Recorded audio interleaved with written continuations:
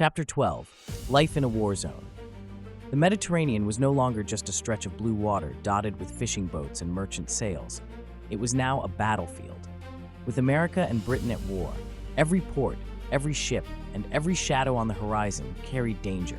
The Swiftsure patrolled constantly, her crew ready for battle at a moment's notice. The cry of "Sail ho!" could send men racing to their stations, ready to fire or to give chase. Sometimes it was only a merchantman, her decks piled high with cargo. Other times it was an enemy frigate, fast and well-armed, that had to be pursued for hours or days before she slipped away into the mist. Even when no enemy ships were in sight, the war made life harder. Supplies grew scarce. Fresh food was a rare luxury. The salted meat was often so tough and stringy that men joked it was old enough to have grandchildren. Ship's biscuits were full of weevils, and water from the casks sometimes smelled of mold. Punishments grew harsher too. Officers were quick to suspect disloyalty, especially from the Americans in the crew. A wrong word could lead to a flogging, a stint in irons, or worse. Joseph kept his head down, working faithfully, but never letting go of his dream of freedom. One night, the Swiftsure anchored near the island of Sardinia. The sea was calm, but a hot, uneasy wind blew in from the east. Joseph stood watch on the quarterdeck, scanning the dark horizon.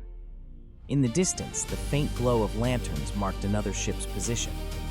It was too far to tell if it was friend or foe, but the officers ordered the guns to be made ready just in case. Hours later, a British frigate came alongside, her decks alive with activity. She had been chasing an American privateer and needed fresh men to replace those lost in the fight.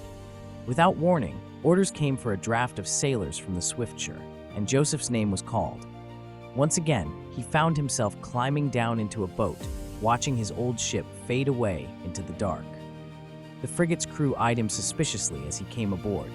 It was wartime, and an American sailor was both a valuable hand and a potential risk.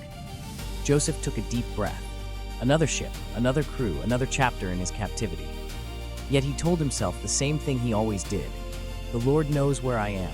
He can open a way, even here. Lesson for the journey. Even when we are moved from place to place, far from where we want to be, God never loses track of us.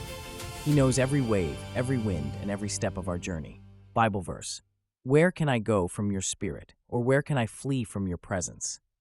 If I ascend into heaven, you are there. If I make my bed in the depths, behold, you are there. Psalm 139, 7-8.